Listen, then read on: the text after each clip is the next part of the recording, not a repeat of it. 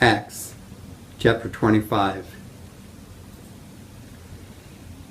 Now when Festus had come to the province, after 3 days he went up from Caesarea to Jerusalem.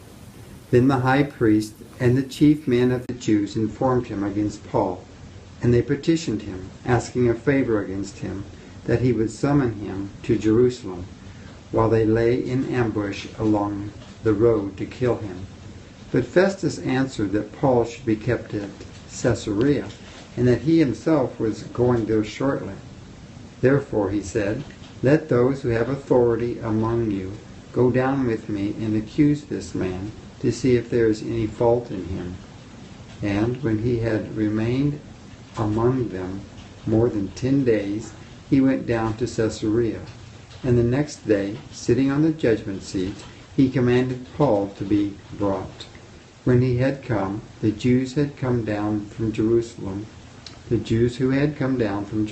stood about and laid many serious complaints against Paul, which they could not prove, while he answered for himself, "Neither against the law of the Jews, nor against the temple, nor against Caesar have I offended in anything at all." But Festus, wanting to do the Jews a favor, answered Paul and said, "Are you willing to go up to Jerusalem and there be judged before me concerning these things?" So Paul said, "I stand at Caesar's judgment seat, where I ought to be judged. To the Jews I have done no wrong, as you very well know. For if I am an offender, or have committed anything deserving of death, I do not object to dying. But if there is nothing in these things of which these men accuse me, no one can deliver me to them. I appeal to Caesar." Then Festus, when he had conferred with the council, answered, "You have appealed to Caesar? To Caesar you shall go." And after some days, King Agrippa and Bernice came to Caesarea to greet Festus. When they had been there many days, Festus laid Paul's case before the king, saying, "There is a certain man, left a prisoner by Felix, about whom the chief priests and the elders of the Jews informed me, when I was in Jerusalem, asking for a judgment against him. To them I answered, It is not the custom of the Romans to deliver any man to destruction before the accused meets the accusers face to face, and has opportunity to answer for himself concerning the charge against him.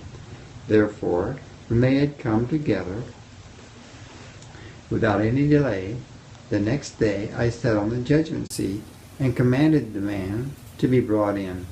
When the accusers stood up, they brought no accusation against him of such things as I supposed, but had some questions against him about their own religion, and about a certain Jesus who had died, whom Paul affirmed to be alive. And because I was uncertain of such questions, I asked whether he was willing to go to Jerusalem and there be judged concerning these matters. But when Paul appealed to be reserved for the decision of Augustus, I commanded him to be kept till I could send him to Caesar. Then Agrippa said to Festus, "I also would like to hear the man myself." "Tomorrow," he said, "you shall hear him." So the next day, when Agrippa and Bernice had come with great pomp, and had entered the auditorium with the commanders and the prominent men of the city, at Festus' command Paul was brought in.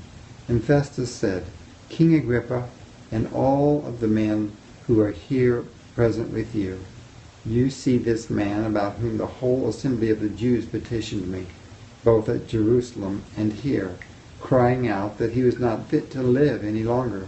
But when I found that he had committed nothing deserving of death, and that he himself had appealed to Augustus, I decided to send him.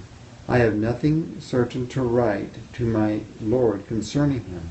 Therefore I have brought him out before you, and especially before you, King Agrippa, so that after the examination has taken place, I may have something to write. For it seems to me unreasonable to send a prisoner and not to specify the charges against him."